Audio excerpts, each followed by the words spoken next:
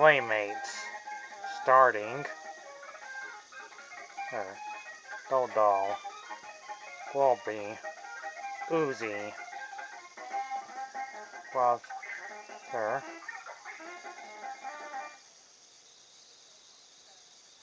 The basic story to this game is plain and simple. Clayton is a boy who loves his professor until the witch doctor starts kidnapping his father of science of things out of clay. And you're a clay ball now. Clayton's yard. So the game is plain and simple. The evil shaman, and he's actually called in this game, kidnaps his father. And now it's up to him to bring his father back, while he transforms into these many animal types you see in the beginning. I remember playing this game when I was a kid. It actually looks pretty awesome. I mean, you have these claymation animals. It's the same company Enderplay that did Clay Fighter games. I'm thinking this might actually look fun. A game that never got a franchise, but it was only at least stuck in the 90s. It never got a remastered game or sequels. This game is plain simple. You play like most likely different animals' abilities.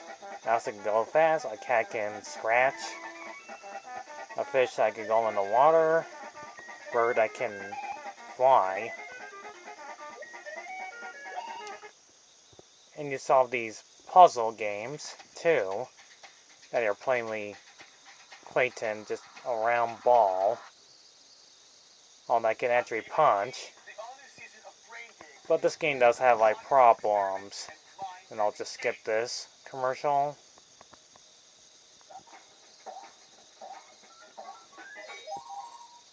Yeah, you get like free life. And you have to collect these shapes, because it's a kid's game. Once you do that, the robots will help you. We'll get through the gameplay. There are many different levels in these games that are pretty interesting. Okay, like this one. The stages can look kind of the same. This game doesn't get that many views, besides that one guy with his blue puppet that reviewed this game before. This game does have to make you collect all the letters. The word clay, get stars, and beat the time limit, and get high scores. Because of course, the 90s had to do that. Like every video game cliche, your points would serve nothing that much if you earn enough lives. And you get unlimited continues. Because if you lose all your lives, you still got unlimited amount of timing. It does have like a few flaws. First of all, this game is way too long. And you want to take a break from it, but you can't.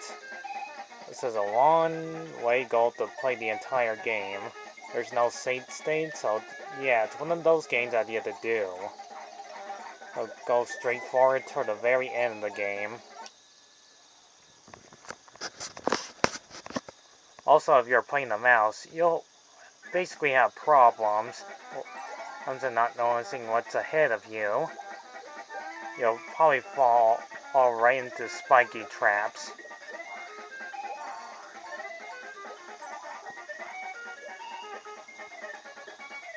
And that's not a good thing, because I died so many times till I get toward the very end of the stage.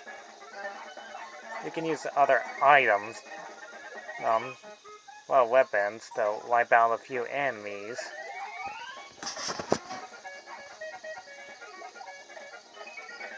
And I forget to mention there's like mini games I just said, and boss battles like this one.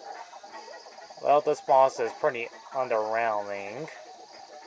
Just a dog with big flappy ears, and that's pretty much it.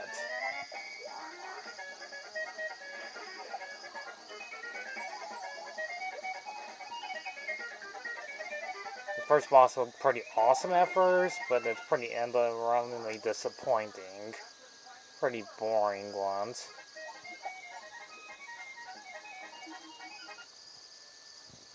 The music, what you listen to for like a whole half hour, repeats itself until you move on to the next stage. The music is okay at least, but it'll get tiresome after a while. The music loops over and over again. They could at least play some different music, but nope, they just do the same thing over and over again. There's just not much else to say about this game that you just singing all video game cliches to the beginning and towards the end of the stage, and platforming games.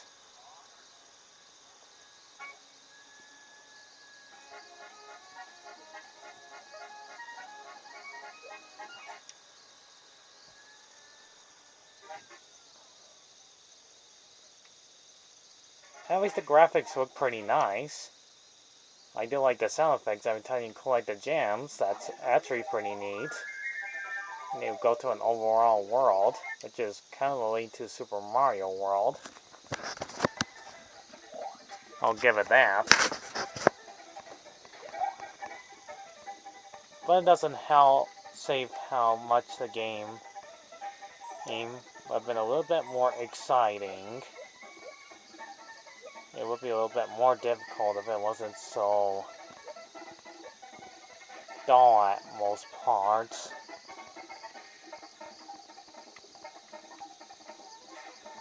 Not that I would say this game is not horrible, it's not bad. It's certainly not a great game either.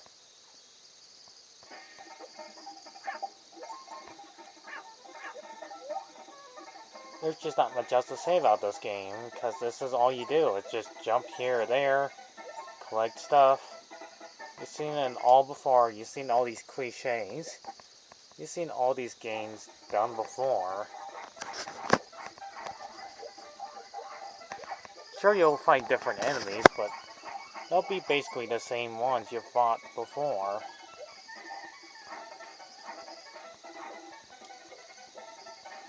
I guess if you have a kid and you love to enjoy in claymation most of the time, like in cartoons like Gumby, that green guy, which people now today don't remember much now, then you might actually find this game quite enjoyably fun.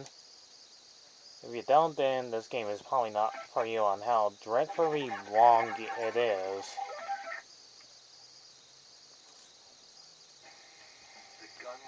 And to end this off real quick, since we're almost gonna be 10 minutes into this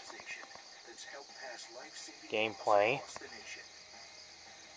spoilers if you like to skip ahead to 10 minutes in this video.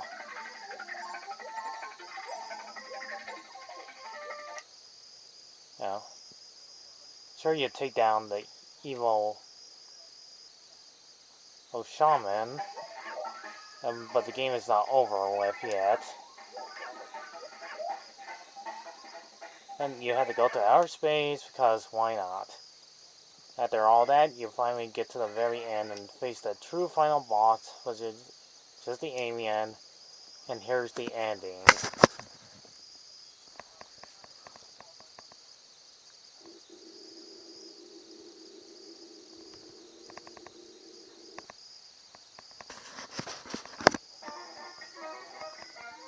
Wow. just wow. After all that, you get the shortest ending out there. This game is not the worst I've seen so far, but trust me, I already reviewed a few horrible games, but this game is on the okay side. I do like the animal designs, I'll give it that.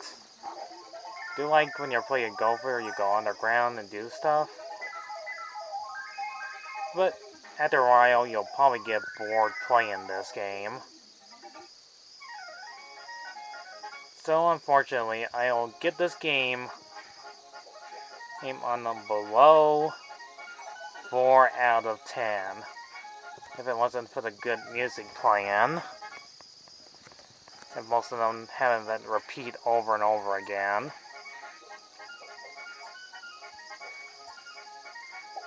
The graphics are okay at most parts.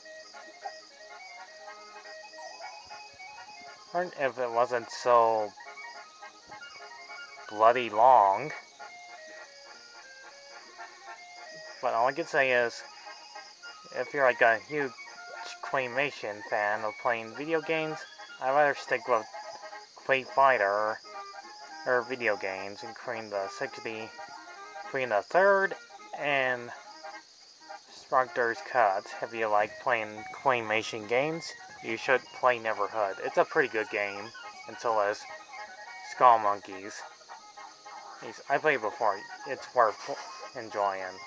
Alright, have a great time, everybody. See you then.